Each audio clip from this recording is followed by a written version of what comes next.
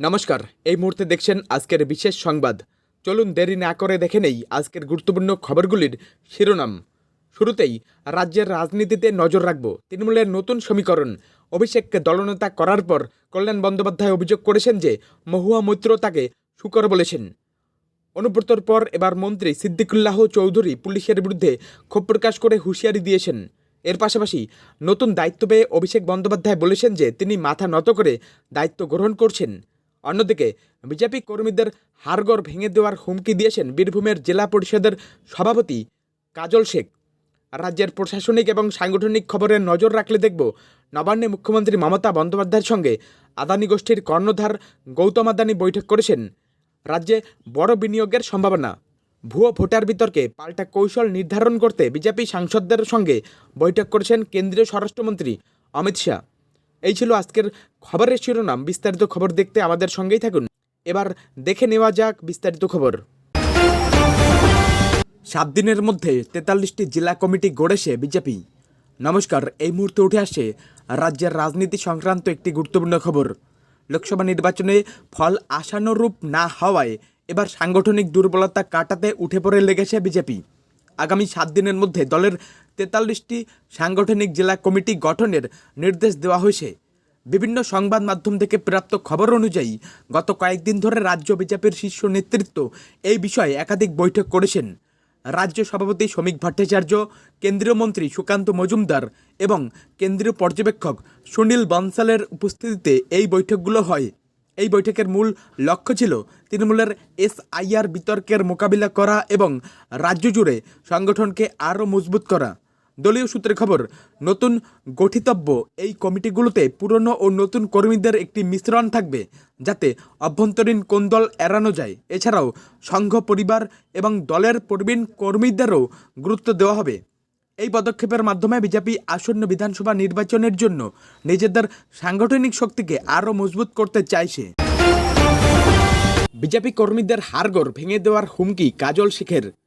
নমস্কার, এই মুহূর্তে উঠে আসছে রাজ্যের রাজনীতি সংক্রান্ত একটি গুরুত্বপূর্ণ খবর। বীরভূমের জেলা পরিষদের সভাপতি কাজল শেখের একটি বিতর্কিত মন্তব্য ঘিরে ব্যাপক চাঞ্চল্যের সৃষ্টি হয়েছে। TV9 বাংলা সহ অন্যান্য সংবাদ মাধ্যম থেকে প্রাপ্ত তথ্য অনুযায়ী বীরভূমে একটি ধিক্কার মিছিল চলাকালীন কাজল শেখ বলেন যে মুখ্যমন্ত্রী মমতা বন্দ্যোপাধ্যায়কে অপমান করায় তিনি বিজেপি কর্মীদের বুকে লাথি মেরে হাড়গড় ভেঙে দিতেন। তিনি আরও বলেন, বিজেপি কর্মীদের বাড়ির মহিলারা মুখ্যমন্ত্রীর লক্ষ্মীর ভাণ্ডার ও অন্যান্য প্রকল্পের সুবিধা নিলেও তারা মুখ্যমন্ত্রীর সম্মানহানি করছে। এই বিতর্কের সূত্রপাত হয় যখন বিজেপি কর্মীরা তেলপাড়া ব্যারেজের রক্ষণাবেক্ষণের অভাব নিয়ে প্রতিবাদ মিছিল করেন এবং মুখ্যমন্ত্রীর পোস্টারে কালি লাগানোর অভিযোগ ওঠে। এর প্রতিক্রিয়ায় অনুব্রত মণ্ডলের আহ্বানে তৃণমূল এই ধিক্কার মিছিলের আয়োজন করে। কাজল শেখের এই মন্তব্যের প্রেক্ষিতে বিজেপি নেতা জগন্নাথ চট্টোপাধ্যায় বলেন, এটি তৃণমূলের স্বাভাবিক ভাষা। ভুয়ো ভোটার বিতর্কে পাল্টা কৌশল। বিজেপি সাংসদদের সঙ্গে বৈঠক শাহের। নমস্কার, এই মুহূর্তে উঠে আসছে দিল্লির রাজনীতি সংক্রান্ত একটি গুরুত্বপূর্ণ খবর। ভোটার তালিকার বিশেষ নিবিড় সমীক্ষা বা এসআইআর প্রক্রিয়া নিয়ে তৃণমূলের প্রচারের মোকাবিলায় আসরে নামল বিজেপি। কেন্দ্রীয় স্বরাষ্ট্রমন্ত্রী অমিত শাহ দিল্লিতে রাজ্যের বিজেপি সাংসদ এবং শীর্ষ নেতাদের সঙ্গে একটি বৈঠক করেছেন। বিভিন্ন সংবাদ মাধ্যম থেকে প্রাপ্ত খবর অনুযায়ী এই বৈঠকে অমিত শাহ তৃণমূলের ভুয়ো ভোটার বাদ দেওয়ার ষড়যন্ত্রের অভিযোগের পাল্টা কৌশল নির্ধারণের নির্দেশ দিয়েছেন। তৃণমূল যেখানে বাঙালি অস্মিতার প্রশ্ন তুলে এই প্রচার করছে, সেখানে বিজেপিকে জেলাভিত্তিক সংগঠন মজবুত করতে এবং সিএএ-কে হাতিয়ার করে জবাব দিতে বলা হয়েছে। বৈঠকের পর রাজ্য জুড়ে তিরঙ্গা যাত্রা করার ডাক দেওয়া হয়েছে। এই কর্মসূচির মাধ্যমে বিজেপি নিজেদের বাংলা বিরোধী বা বহিরাগত এই তকমা থেকে মুক্ত করতে চাইছে। একই সঙ্গে লোকসভা নির্বাচনে যে আসনগুলিতে বিজেপি অল্প ভোটে হেরেছে সেখানে দ্রুত বুথ কমিটি গঠন করার নির্দেশ দিয়েছেন শাহ।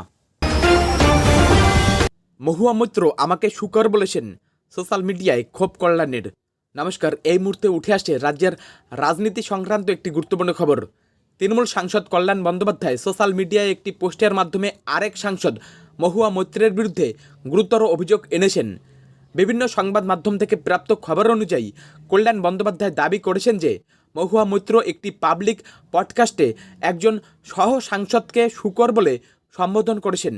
কল্যাণ অভিযোগ করেন মহুয়ার এই মন্তব্য আসলে গণতান্ত্রিক সংস্কৃতির প্রতি অবজ্ঞা এবং এটি শক্তির প্রকাশ নয় বরং নিরাপত্তাহীনতার লক্ষণ। তিনি আরও প্রশ্ন তুলেছেন যে একজন পুরুষ জনপ্রতিনিধিকে এমন অবমাননাকর কথা বলায় কেন কোনো প্রতিবাদ হচ্ছে না। অভিষেক বন্দ্যোপাধ্যায় লোকসভায় দলনেতা হওয়ার পর কল্যাণ বন্দ্যোপাধ্যায় মুখ্য সচেতকের পদ থেকে ইস্তফা দিয়েছেন। এই ঘটনার ঠিক পরেই দুই সাংসদের মধ্যে প্রকাশ্যে এই ধরনের দ্বন্দ্ব দলের অভ্যন্তরীণ টানাপোড়েনকে আরও স্পষ্ট করে দিয়েছে। এই বিষয়ে মহুয়া মৈত্রের পক্ষ থেকে এখনও কোনো প্রতিক্রিয়া পাওয়া যায়নি। নতুন দায়িত্ব পেয়ে অভিষেক মাথা নত করে দায়িত্ব গ্রহণ করছি। নমস্কার, এই মুহূর্তে উঠে আসছে রাজ্যের রাজনীতি সংক্রান্ত একটি গুরুত্বপূর্ণ খবর। লোকসভায় তৃণমূলের দলনেতা হিসেবে নতুন দায়িত্ব পাওয়ার পর সমাজ মাধ্যমে একটি বার্তা পোস্ট করেছেন তৃণমূলের সর্বভারতীয় সাধারণ সম্পাদক অভিষেক বন্দ্যোপাধ্যায়। বিভিন্ন সংবাদ মাধ্যম থেকে প্রাপ্ত খবর অনুযায়ী তিনি তার পোস্টে লিখেছেন যে এই নতুন দায়িত্বে দলের সুপ্রিমো মমতা বন্দ্যোপাধ্যায় তার উপর যে আস্থা রেখেছেন তাতে তিনি সম্মানিত। অভিষেক আরও জানিয়েছেন যে তিনি নিষ্ঠা ও বিনয়ের সাথে এই দায়িত্ব গ্রহণ করছেন। তিনি সংসদে দলের সহকর্মীদের সঙ্গে কাজ করে রাজ্যবাসীর অধিকার এবং মর্যাদা রক্ষা করতে চান। এই নতুন দায়িত্বের মাধ্যমে অভিষেক বন্দ্যোপাধ্যায় সংসদে তৃণমূলের কণ্ঠস্বরকে আরও দৃঢ় এবং অটল রাখতে চান এবং কেন্দ্রীয় সরকারের ভুল নীতির বিরুদ্ধে সরব হয়ে সংবিধানের মূল আদর্শ রক্ষা করতে চান। তিনি তৃণমূলের প্রতিটি কর্মী, সমর্থক এবং অভিজ্ঞ সংসদীয় সহকর্মীদের প্রতি কৃতজ্ঞতা প্রকাশ করেছেন। অনুব্রতর পর এবার মন্ত্রী সিদ্দিকুল্লাহর পুলিশকে হুঁশিয়ারি। নমস্কার, এই মুহূর্তে উঠে আসছে রাজ্যের রাজনীতি সংক্রান্ত একটি গুরুত্বপূর্ণ খবর। বীরভূমের অনুব্রত মণ্ডলের পর এবার রাজ্যের গ্রন্থাগার মন্ত্রী সিদ্দিকুল্লাহ চৌধুরী পুলিশের বিরুদ্ধে ক্ষোভ প্রকাশ করে মন্তেশ্বর থানা ঘেরাওয়ের হুমকি দিয়েছেন। বিভিন্ন সংবাদ মাধ্যম থেকে প্রাপ্ত খবর অনুযায়ী সিদ্দিকুল্লাহ চৌধুরী মন্তেশ্বর থানার আইসিকে পক্ষপাতদুষ্ট বলে অভিযোগ করেছেন। তিনি বলেন, আইসি গভীর রাতে মানুষের বাড়িতে গিয়ে দরজা ঠকঠক করে হয়রানি করছেন, যা যুবতী ও বয়স্ক মহিলাদের মধ্যে আতঙ্ক সৃষ্টি করছে। মন্ত্রী বলেন, কাটমানি, মারামারি এবং দালালি তার আদর্শের পরিপন্থী। তিনি আইসিকে নিরপেক্ষভাবে দায়িত্ব পালনের জন্য সতর্ক করেন এবং হুঁশিয়ারি দেন যে যদি তিনি তা না করেন তাহলে তাকে বাধ্য হয়ে থানা ঘেরাওয়ের ডাক দিতে হবে।